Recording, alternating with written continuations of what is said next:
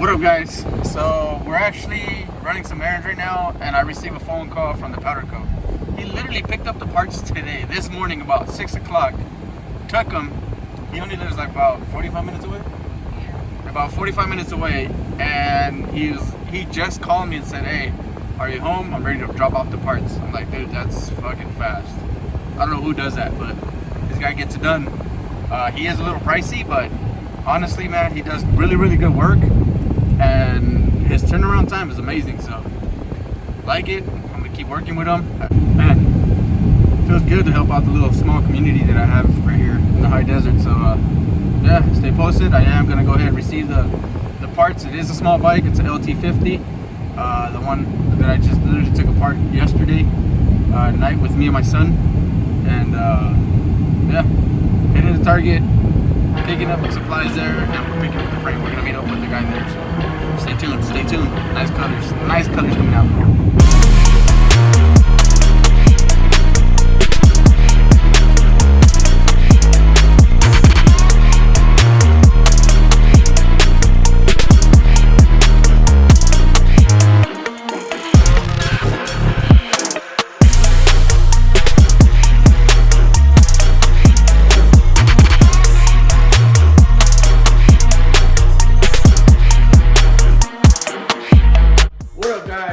Welcome back to another video where today we're actually putting the bike together. This bike was taken apart 2 days ago. The guy came the following morning after we took it apart, picked it up, took it home, sandblasted everything, and got everything powder coated and brought it back that same day. So I literally went yesterday to go pick it up, and shit, dude, this guy literally turned it around the same day he picked it up at 6 in the morning, he had it to me at 3 in the afternoon. So that's fast. Talk about fast service. I don't think anybody can beat that service. That's just me. I had guys take 2 months. I had guys take 2 weeks. I had guys take a very long time trying to get some of the stuff turned out right away. But this guy came through, finished the powder coat, and now it's time for assembly. So we actually chose this red color. The fact that the plastics that we got for this bike are original red, sorta like orange, between orange and red, and this is like an orange red color. So should look good once we get the plastics on it. So I'm gonna go ahead and do that and see how she turns out. All right, guys, let me give you guys a little rundown of all the parts that he actually came with. So this is the rear sprocket hub. If you notice, he put masking on the splines. Make sure no material goes in there. This is high temperature tape. Those know already. This is a high heat powder coat, so I think it takes like 450 degrees to bake the paint onto this part. So you got to put some high resisting tapes on it.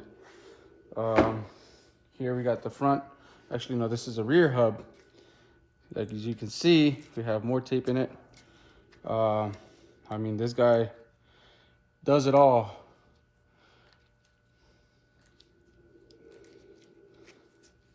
See, the splines look really good, nice and clean. That's what I like to see, nice and clean. This is pretty much the cover for the drum that it has in the rear.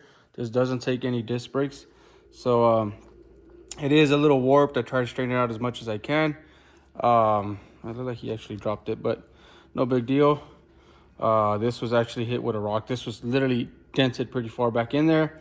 I was able to round it out and make it smooth again. Like I said, we don't find none of these parts new anymore, so we got to work with what we have and try to save and salvage everything we have. So yeah, we got the carrier in the rear. That's the rear carrier. Look how clean he leaves it. Yeah, there's a little bit of residue overspray here, but I'd rather have that little area than to clean out the whole hole in there. So yeah, it's a little red because I tried mounting it on already. So yeah, there you have it.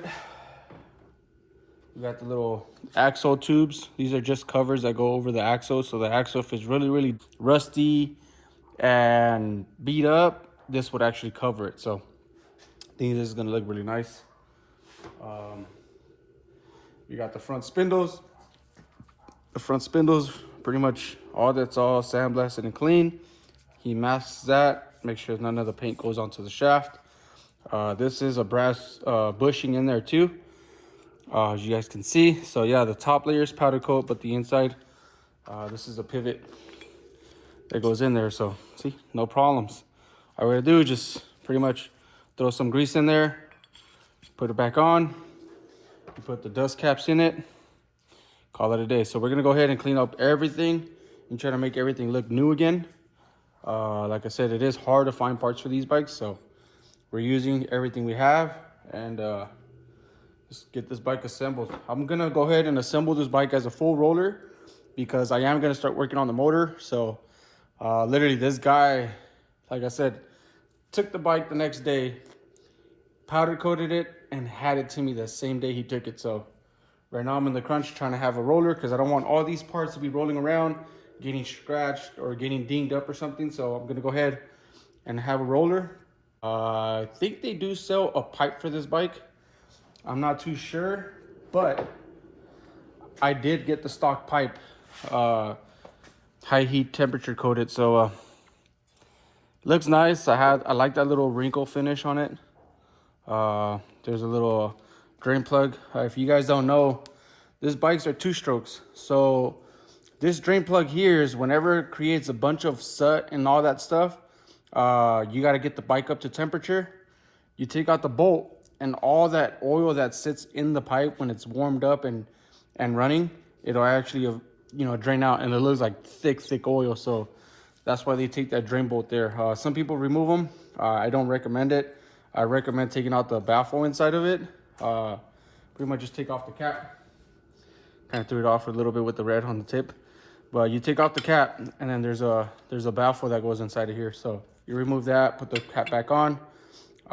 It might fall off. You might have to drill it and put a rivet in it so it won't fall off. But this is how you'll get your pipe to sound a little bit louder from factory. So just a little poor man's trick that we do. We can't afford a pipe.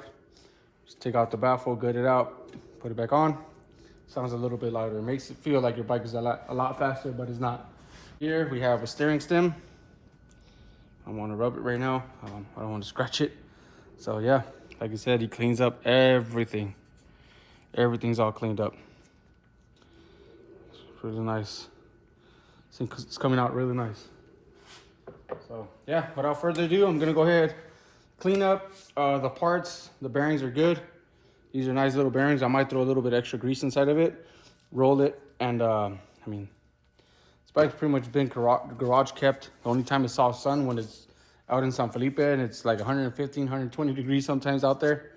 And it does see salt water, but thankfully none of this stuff got corroded. It's all just dirt. Put it in my parts washer, clean it up, throw them back on. They'll look like new again. So yeah, start assembling the stuff, put the bearings back in it, and go ahead and start throwing it back on the bike. All right, right now we're gonna go ahead and sandblast all these parts. I'm gonna go ahead and leave the boots on here. The sand that I have is not that abrasive. It's only gonna make these actually shiny. So all the rust, the overlay that's on top of it, I'm gonna remove it. Once it's all removed, I'm gonna go ahead and shoot a clear over it. So it'll prevent the rust from coming back. Eventually down the line, it is gonna come back, but not like in 2 weeks or 2 days. So we're gonna go ahead and sandblast. These are the tie rods. I got the drum, the brake.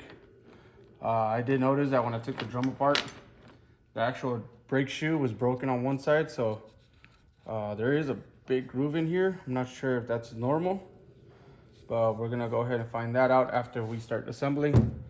All these bolts, they're all rusted. These are zinc coated black. So I'm gonna see if I could probably reshoot these in the black again. This bike is gonna be driven, but not as hard. I'm not even sure what this is. Oh no, this was already here. So yeah, some of these are gold zinc coating. But yeah, go ahead, clean these up. Show you guys the final results. All right, there you have it, guys. Pretty much the finished product after it came out of the sandblaster. Took pretty much all the rust out of it. Like I said, it's not that abrasive, where it's not even damaging none of the boots. Not even the ink or the pen that they put, the little yellow pen. So yeah, that's the yellow paint. I believe that's an indicator that that's already tight and it's an inspection. So there you go. It looks pretty nice. I'm gonna go ahead and just clear them up and install them.